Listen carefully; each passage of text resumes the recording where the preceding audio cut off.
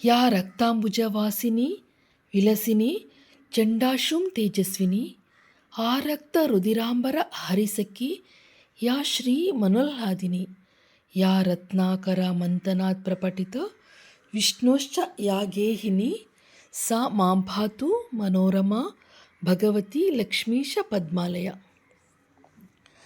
ಇದು ಲಕ್ಷ್ಮಿಯ ಸ್ತೋತ್ರ. ಸ್ನೇಹಿತರೆ, ನಾನು ನಿಮ್ಮ ಯೂಟ್ಯೂಬ್ ಗೆಳತಿ ಆಶಾರಾಣಿ ಮಲೆನಾಡು ಹುಡುಗಿ. ನನ್ನ ಯೂಟ್ಯೂಬ್ ಚಾನಲ್ಗೆ ನಿಮಗೆಲ್ಲ ಮತ್ತೊಮ್ಮೆ ಸ್ವಾಗತ.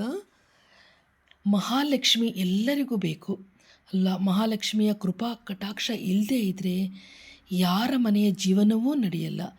ಸುಖ ಸಮೃದ್ಧಿಯಾಗಿ ನಾವು ಜೀವನ ಮಾಡಬೇಕು ಅಂತ ಹೇಳಿದ್ರೆ ನಮಗೆ ಮಹಾಲಕ್ಷ್ಮಿಯ ಕೃಪಾ ಕಟಾಕ್ಷ ಬೇಕೇ ಬೇಕು. ಜೊತೆಗೆ ಅಷ್ಟಲಕ್ಷ್ಮಿಯರ ನಮಗೆ ಆಶೀರ್ವಾದವೂ ಬೇಕಾಗುತ್ತೆ ಸ್ನೇಹಿತರೆ. ಅಷ್ಟಲಕ್ಷ್ಮಿಯರು ಇಲ್ಲದೇ ಇದ್ದರೆ ಯಾವುದೇ ರೀತಿಯ ನಮ್ಮ ಜೀವನ ವಿಜಯವಾಗಲು ಸಾಧ್ಯವಾಗೋದೇ ಇಲ್ಲ. ಅಷ್ಟಲಕ್ಷ್ಮಿಯರಂತ ಹೇಳಿದ್ರೆ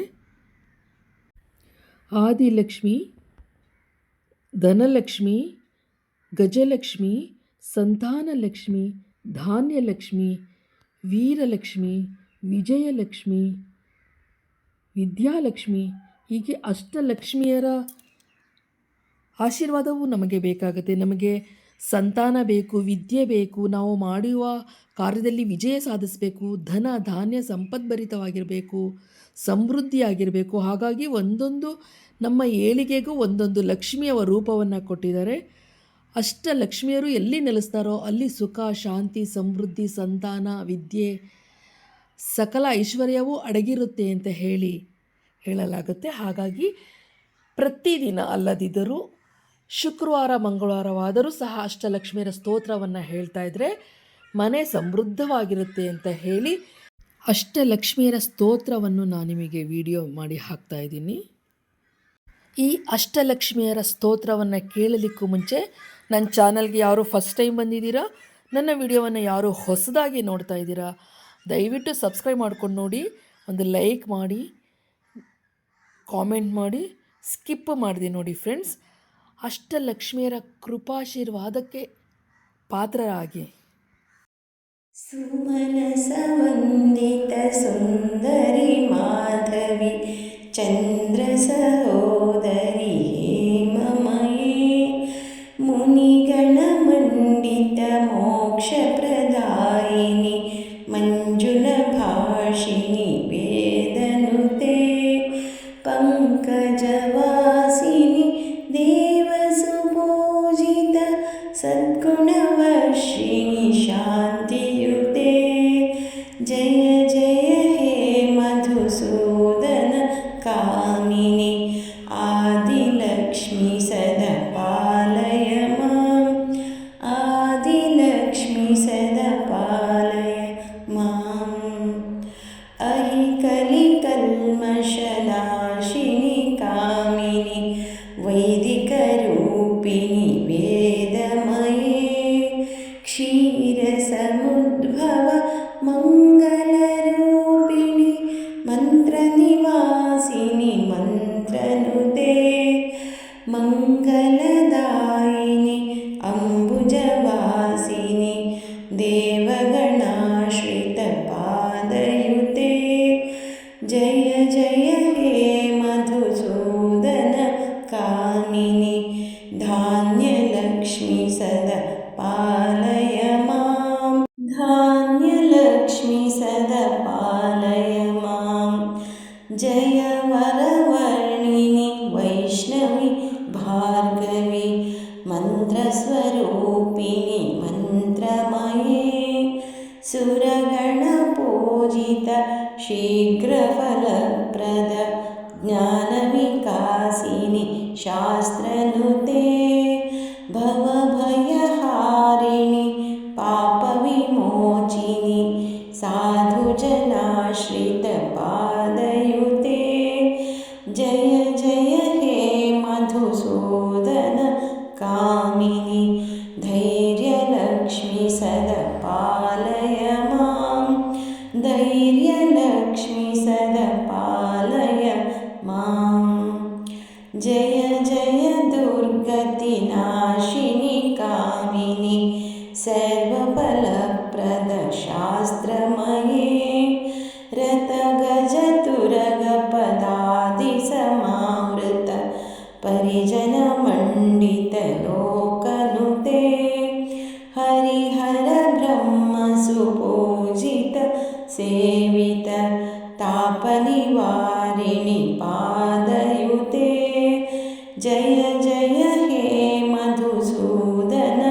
कामिनि गजलक्ष्मीरूपेण पालय मां गजलक्ष्मीरूपेण पालय माम् अहि खगवाहिनि मोहिनि चक्रिणि रागविवर्धिनि ज्ञानमये गुणगणवारिधि लोकहितैषिणि स्वरसप्तभूषितगाननुते सकलसुरासुर देवमुनीश्वर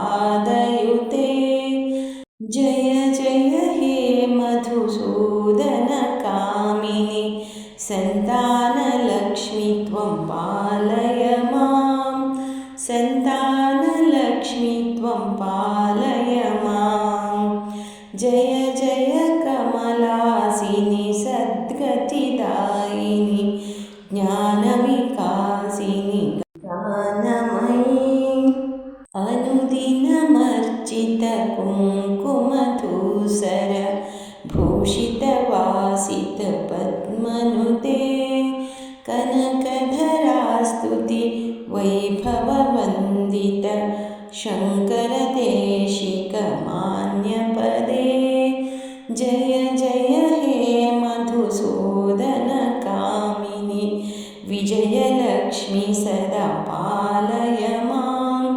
विजयलक्ष्मि सदा पालय माम् प्रणतसुरेश्वरि भारति भार्गवि शोकविनाशिनि रत्नमये मणिमयभूषित कर्णविभूषण शान्तिसमावृत हास्यमुखे नवनिधिदायिनि कलिमलहारिणि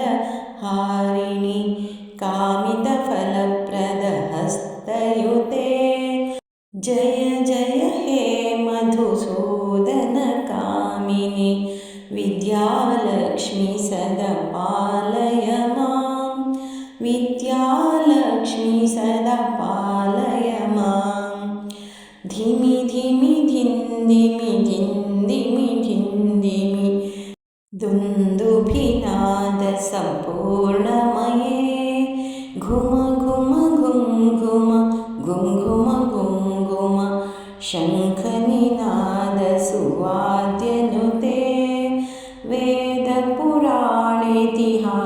वेदपुराणेतिहाससुपूजित वैदिकमार्गप्रदर्शयुते जय जय हे मधुसूदन कामिनि धनलक्ष्मीरूपेण पालय मां धनलक्ष्मीरूपेण पालय माम् आदिलक्ष्मि सदा पालय मां आदिलक्ष्मि सदा पालय मां धान्यलक्ष्मि सदा पालय मां धान्यलक्ष्मि सदा पालय मां धैर्यलक्ष्मि सदा पालय मां धैर्यलक्ष्मि सदा पालय मां गजलक्ष्मीरूपेण पालय मां गजलक्ष्मीरूपेण